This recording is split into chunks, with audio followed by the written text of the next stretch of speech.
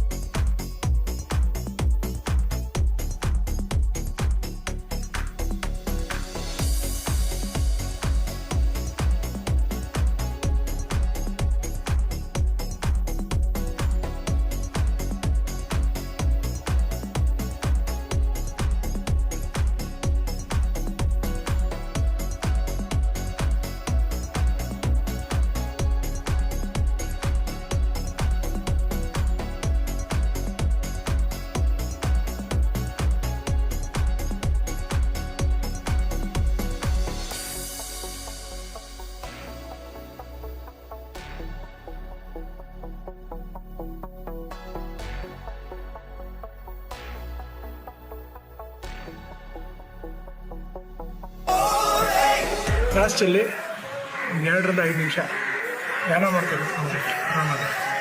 ತುಂಬ ಒಳ್ಳೆಯದು. ಫಿಟ್ಟಾಗಿರಿ. All the best. ಎಲ್ಲರೂ ಫಿಟ್ ಆಗಿರಿ. All the best. Stay fit. All the best.